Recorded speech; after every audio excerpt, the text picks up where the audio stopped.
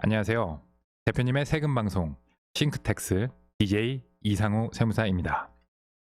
자, 오늘은 화면에 보이시는 것처럼 감액 배당을 가지고 방송을 시작하겠습니다.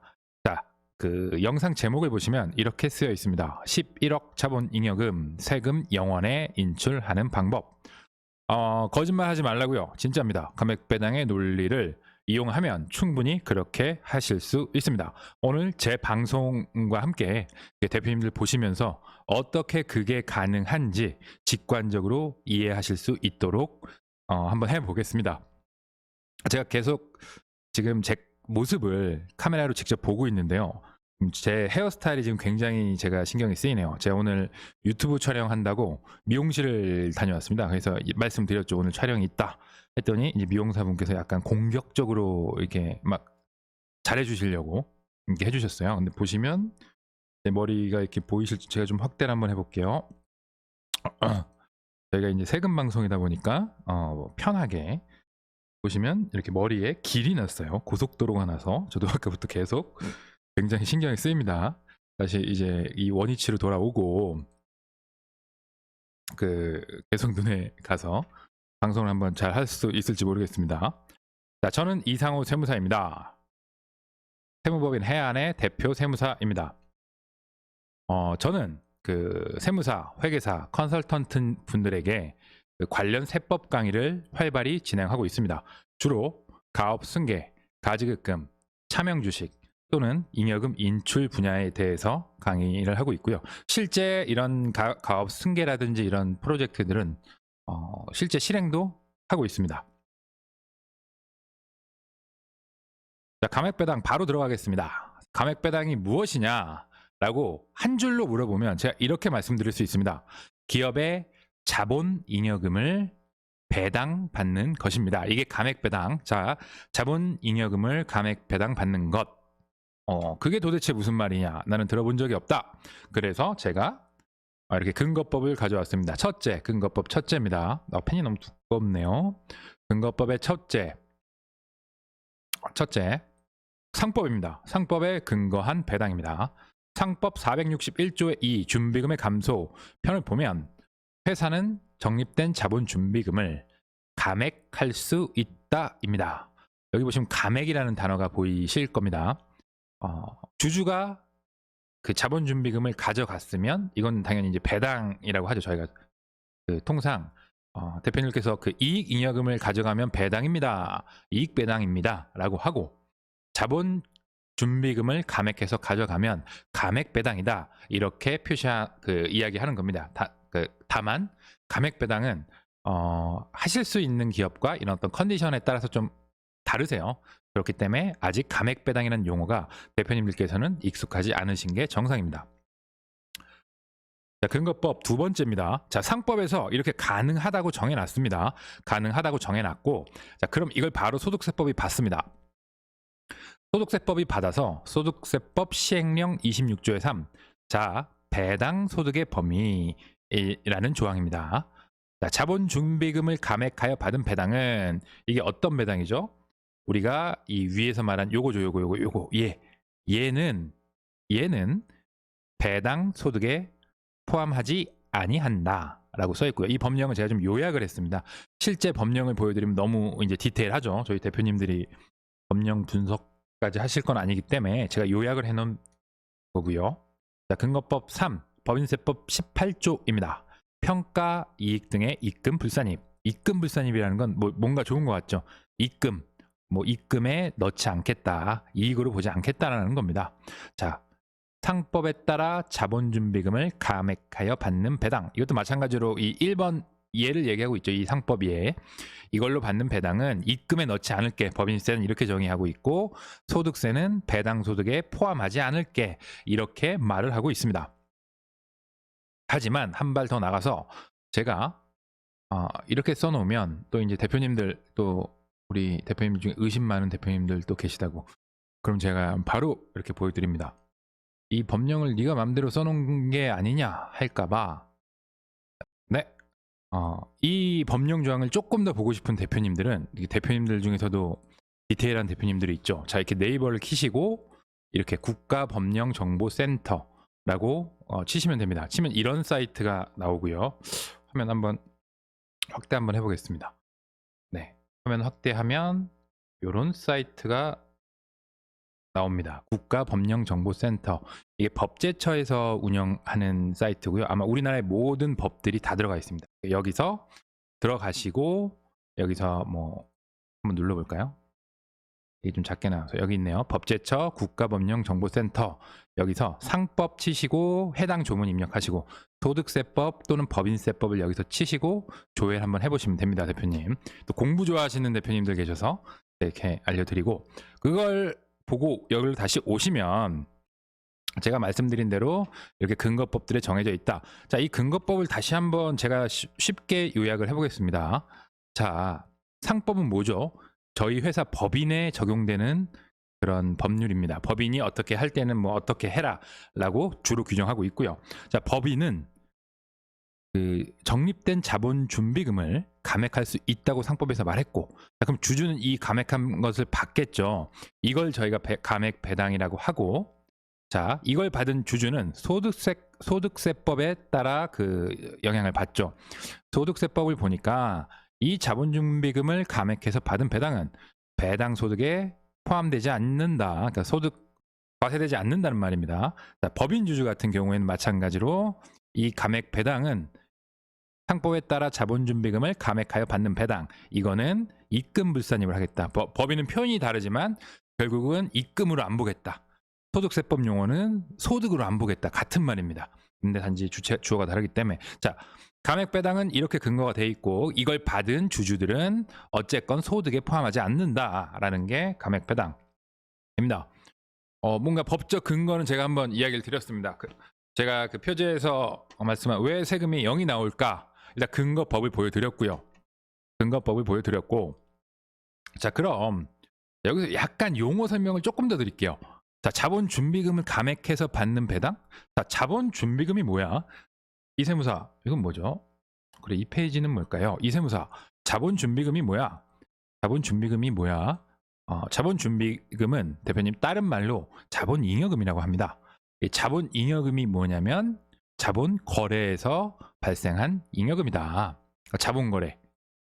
자, 그러면 이세무사, 또 자본거래란 뭐야?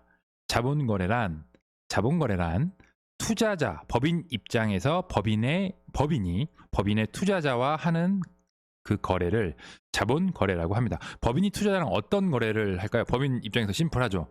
투자자, 너 우리 회사에 투자해. 또는 자, 투자금 반환해 줄게. 이런 거래들을 자본거래라고 합니다. 조금 요즘은 범위를 넓혀서 그 투자하는데 은행에서 그 차입을 하는 경우에는 저희가 자본거래라는 용어를 안 쓰는데, 요즘 같은 좀 복잡한 세상에서는 그 전환사채 또는 뭐 신주 인수권부 사채 이런 식으로 이게 차입금인데 자본거래의 어떤 속성을 좀 들고 있는 그런 복합 금융 상품들이 좀 있기 때문에 우리가 말하는 투자자는 주주가 대표적이고 또 채권자도 투자자가 될 수 있다는 겁니다. 투자자? 우리 법인에 투자자가 없는데? 라고 말씀하시는 대표님은 거울을 한번 보시면 됩니다. 우리 투자자의 우리 법인의 가장 큰 투자자는 누구죠?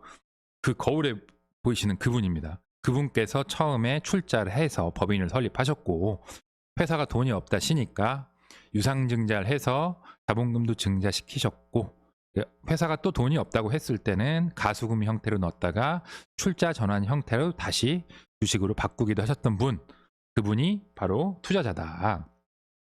자, 이렇게 거꾸로 얘기하면 다시 주주와의 자본거래 시, 다시 키워드 정말 쉽게 하는 강의, 주주와의 자본거래로 인해 발생한 잉여금을 자본준비금이라 하고, 이 자본준비금을 감소시켜서 하는 배당을 감액배당이라 한다.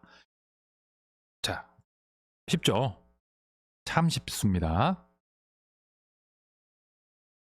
자, 이렇게 말씀을 드렸고, 자, 그럼 이 감액배당에 대해서 과연 그래, 법에 써 있는 건 알겠어. 근데 이거를 국세청이 그래도 제가 아까 신미하덕의 세금이 0원인데 이거 괜찮은 거야? 하면 저는 다시 한번 등장합니다.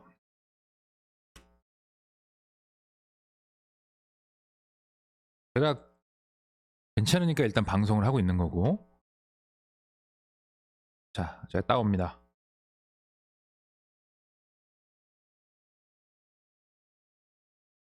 크게 보시고요.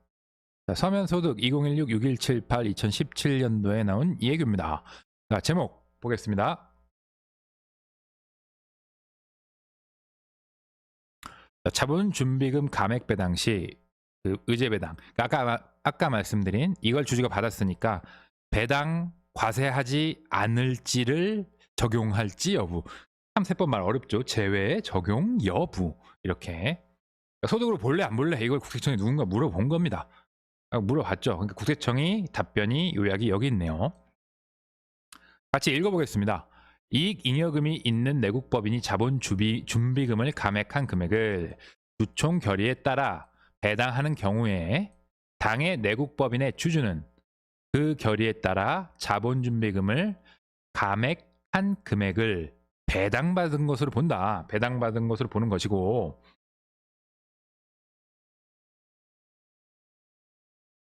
자, 중요한 문구, 배당받은 것으로 보는 것이고, 해당 배당 금액은 아까 제가 말씀드린 그 법입니다. 소득세법 시행령에 따라서 주주의 배당 소득에 포함하지 않는 것임이라는 예규를 저희가 확인할 수가 있습니다. 국세청도 법 따라 상법 따라 한 게 맞다 하면 그건 배당 소득이 아니다. 왜? 법에 써 있으니까. 법에 써 있으니까. 이분들도 뭐 자의적으로 상상해서 해석하는 분들이 아니죠. 지금처럼 법에 써 있는 대로 봤더니 법에 써 있는 대로 과세하지 않을게. 뭐 과세하지 않는다고 써 있으니까 그걸 그냥 읽어 주신 거죠. 근데 사실 이거 갖고는 논쟁이 굉장히 많이 있었습니다. 논쟁이 괜히 많이 있었고, 다른 예규인데요. 다른 예규 보면 뭐 예규가 변한 것들이 굉장히 많습니다. 예규라는 거는 한번 해석을 하고, 여기 써 있는 거 보시면 기재부에서 해석 변경, 그러니까 국세청의 기존 해석을 변경하는 경우, 그러니까 국세청이 있고 기재부가 있는데 기존에 막 약간 어떤 해석들을 관련 유관기관에서 이렇게 바꾼 사례죠. 바꿔서 지금은 배당 소득으로 과세하지 않을게.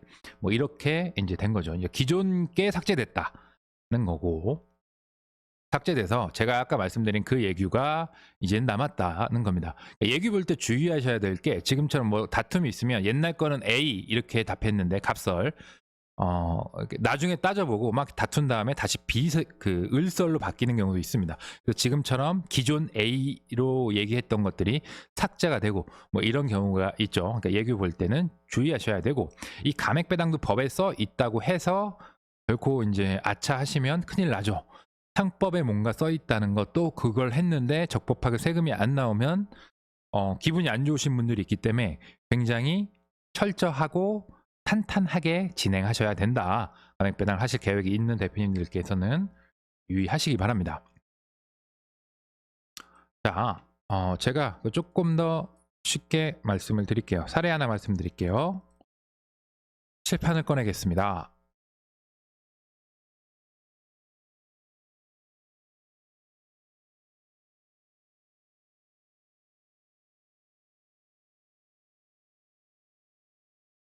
자, 유튜브용 칠판 나왔고요. 큰일 났습니다. 방송에 띄웠는데 이렇게 삭제가 되지 않으면 저는 당황하고요. 칠판 모드로 화면을 바꾸고 조금 더 쉽게 한번 이야기를 해보자. 오늘 정말 컴퓨터가 일을 하기 싫어하는 것 같습니다. 자, 감액 배당, 제가 뭐라고 말씀드렸죠? 자본잉여금이라는 표현, 이익잉여금 아시죠? 자본잉여금도 이제부터 아셔야 되고요. 자본잉여금을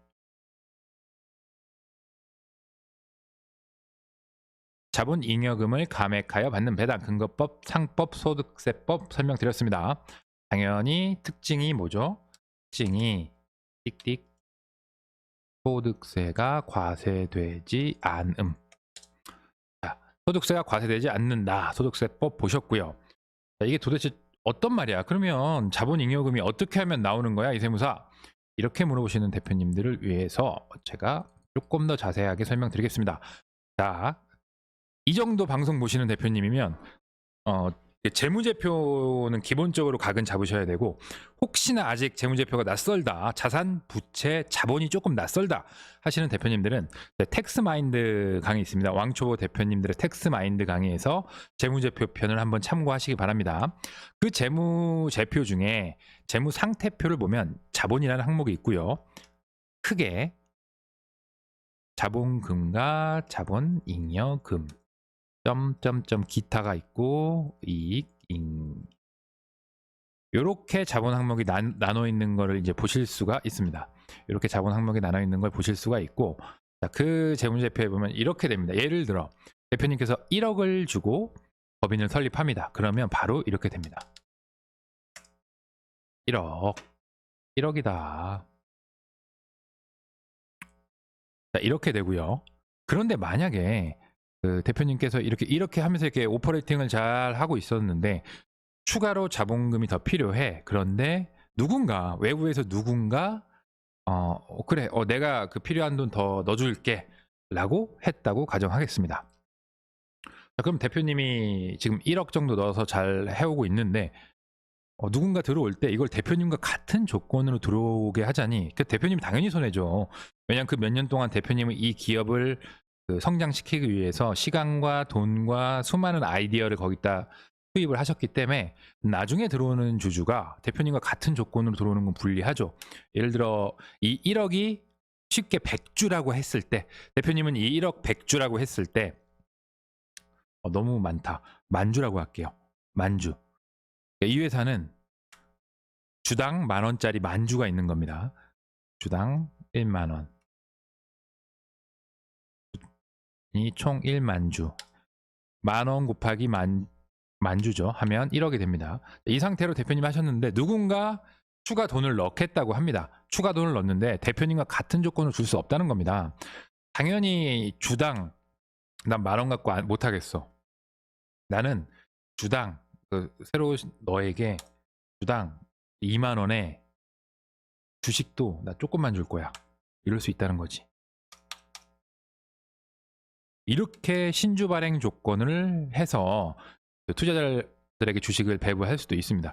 이렇게 되면 어떤 경우가 발생을 하냐면, 액면가는 10,000원이었는데 이걸 2만원 받아버린 거죠. 2만원을 받아버렸고 2만원에 5,000주 하니까 또 1억인데 이분은 1억 들어왔는데 대표님은 만주. 근데 이분은 5,000주만 받게 되는 겁니다. 이러면 어떤 결과가 되냐면,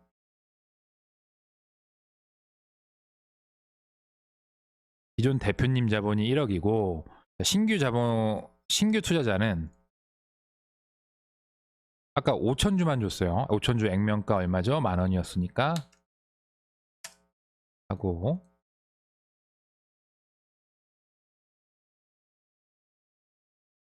그 대신에 신규 투자자는 1억을 낸 겁니다. 1억. 주당 2만원이었으니까 1억을 냈으니까 나머지가 좀 전에 설명드린 대로 자본잉여금이 된다. 이 자본잉여금이 되는 것입니다. 자, 이 회사는 지금 자본잉여금이 발생을 했네요.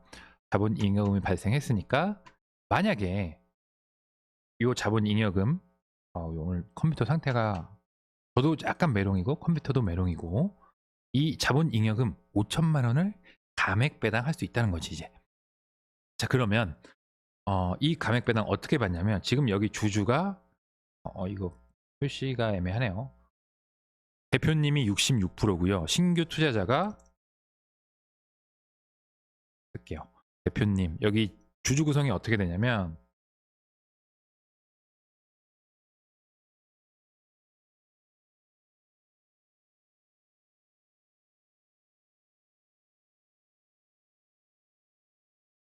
이렇게 됩니다. 투자한 주식 수대로 대표님이 67%, 신규 투자자가 33% 이렇게 돼서 당연히 이분은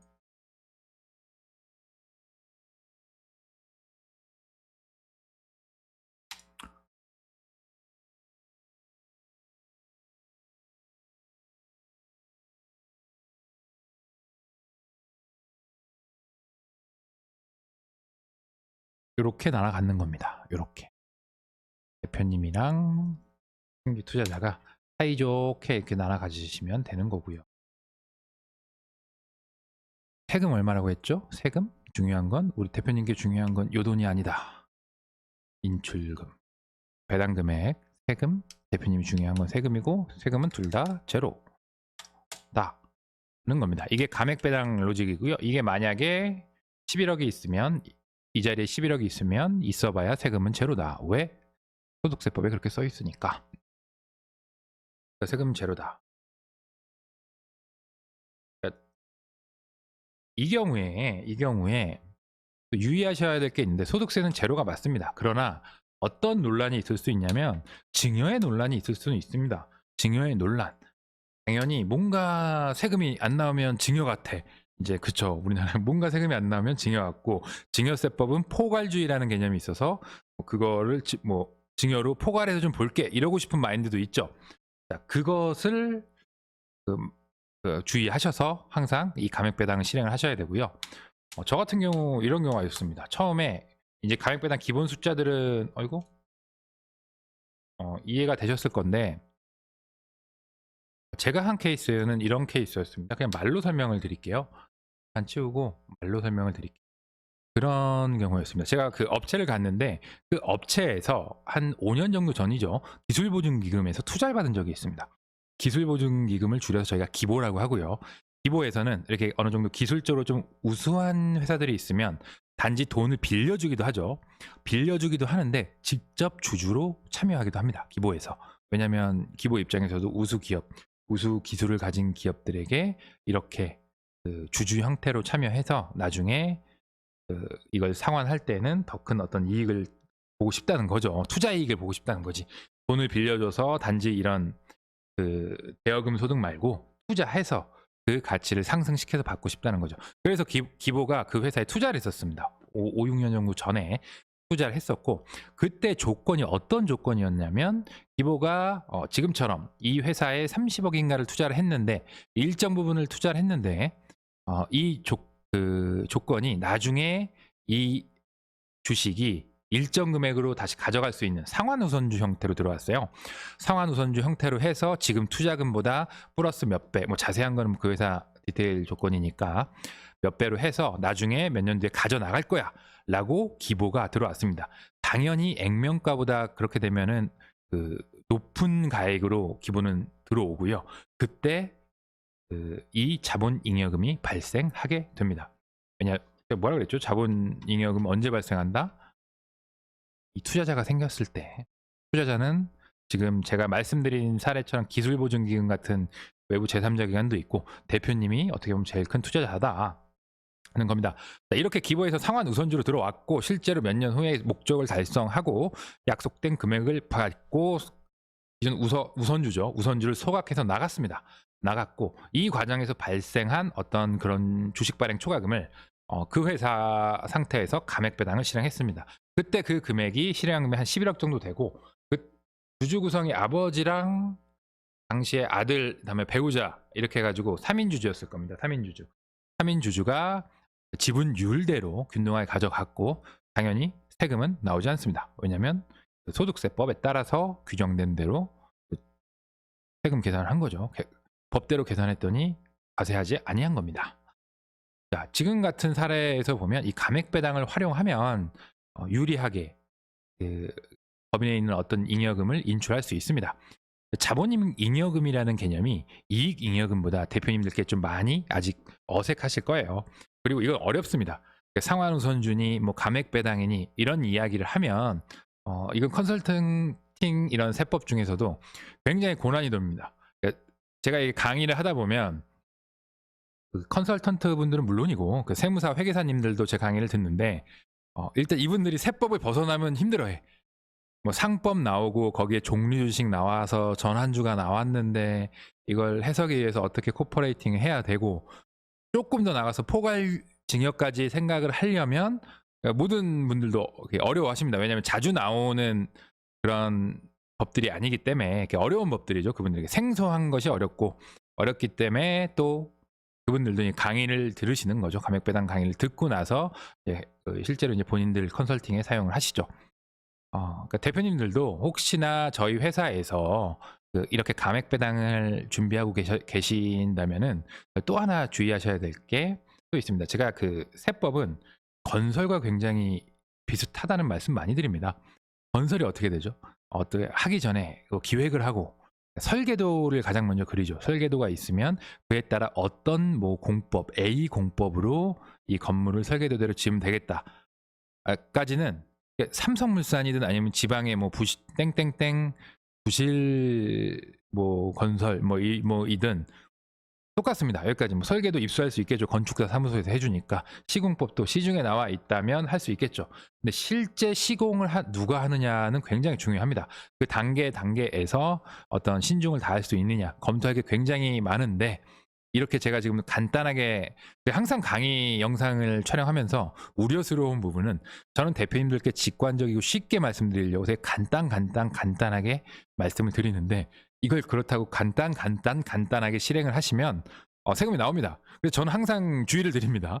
간단하지 않다. 반드시 특히 감액배당 같이 자본거래가 섞여 있고 상법이 섞여 있는 것들은 반드시 전문가의 도움을 받으셔야 됩니다. 자격증이 있고 없고가 아니고 많이 해보신 전문가 분의 도움을 꼭 받으시기 바랍니다. 자, 오늘 감액 준비한 강의는 여기까지고요. 오늘 좀 컴퓨터 상태가 안 좋아서 매끄럽지는 않았습니다. 매끄럽지는 않았고 제 상태도 좀 많이 안 좋았다. 왜 안 좋았냐면 저 이렇게 머리가 계속 눈에 거슬려서 이 머리에 이 길이 났죠. 제 머리에 이렇게 고속도로가 나서 제가 계속 이게 말이 끊겼습니다. 뭐 듣기에 불편하지 않으셨으면 좋겠고 그래도 내용이 워낙 알찼고 좋았으니까 오늘도 당연히 좋아요와 구독 부탁드리겠습니다. 자, 강의 오늘 여기까지 마치겠습니다. 감사드립니다.